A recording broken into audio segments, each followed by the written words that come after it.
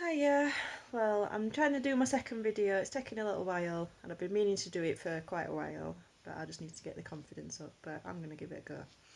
So, I just wanted to talk about my self-diagnosis of autism and just how I got there, really. So, I've got a few notes here, so I'm going to keep looking down. And you might hear my pussycats as well, just meowing because they're getting hungry, but it's not their food time yet, so, but we'll see. So, so yeah, this is what I'm thinking. My mum used to say, and told me more recently a few things, she thought my dad had Asperger's syndrome, which I can totally understand by knowing him as well as I did, and just the things that he used to do. But anyway, when he passed away at the end of last year, we had a heart to heart, and she kind of told me a few more things that I didn't know about when I was a kid.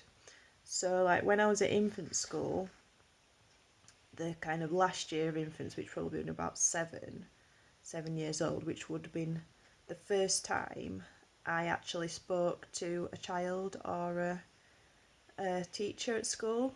So before then, I would kind of just nod or smile, but not say anything.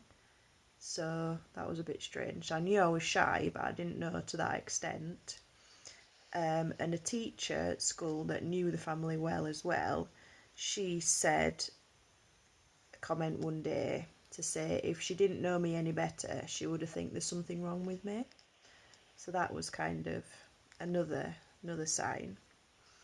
So when my mum told me that, I started doing research because I kind of realised quite a few years ago, maybe about 6-7 years ago, that I might be autistic, but didn't really pursue it. So I did some research because I'm not working at the moment, so I did some research, and everything that I was seeing, well, a lot of things I was seeing online to do with females on the spectrum, kind of was really familiar and relatable. So yeah, so I did more research, and that's what I've kind of come to. And I rung the doctors a few weeks ago, and with my doctors you can't just make an appointment, you've got to ring the doctors, and then you kind of say your symptoms over the phone, and then a doctor will ring you back eventually. And this one took so long as well to ring me back, which was really a little bit stressful. So when you did in fact ring me back, I explained my symptoms, which was at the time was struggling to sleep in the night and then waking up in the night, just thinking all the different thoughts, and then just feeling quite down and everything sometimes, and other things I can't remember off the top of my head, but other things that I mentioned to him. And I also mentioned about my dad passing away, and he said, oh, I think what you're telling me is talking about grief rather than anything autistic. But afterwards I was kind of like, well, maybe the grief is making my traits worse, heightening them more than anything. But that doesn't explain the kind of things that I've can think about throughout my life, like I've just said about my childhood, that is kind of, yeah, different.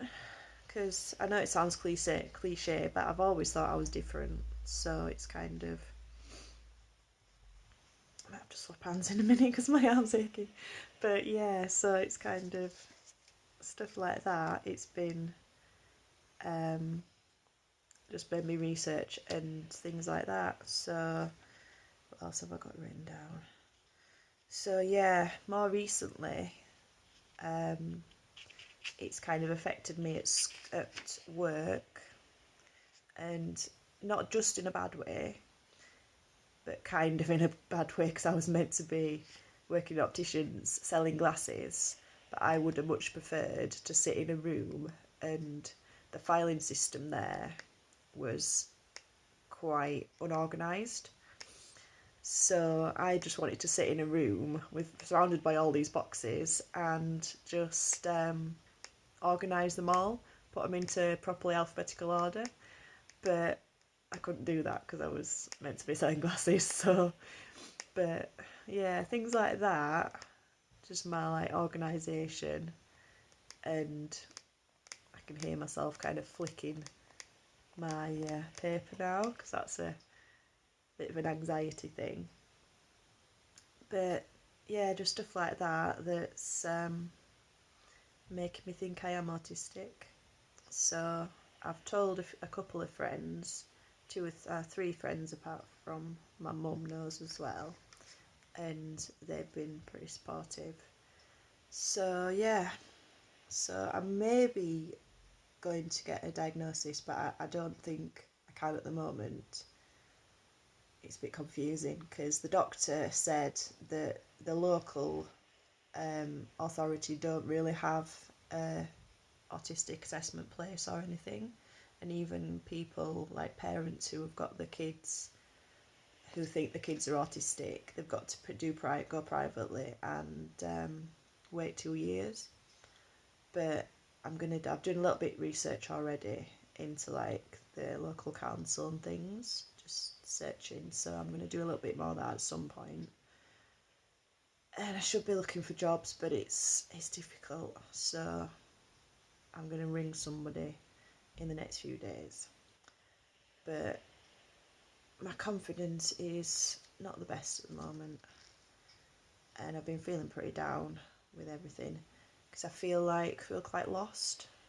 Like I just wish I could click my fingers and um, just get a new job, get the interview over, and all the stuff that's scaring me at the moment, and just get a new job and be learning there, happy there, and yeah.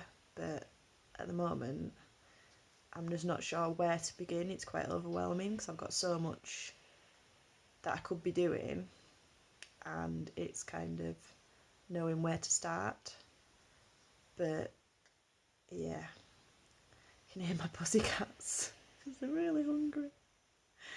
Anyway, I think that's it for now. I've had a go at my video, so I hope you're all having a good week, and I'll see you soon. Okay, bye.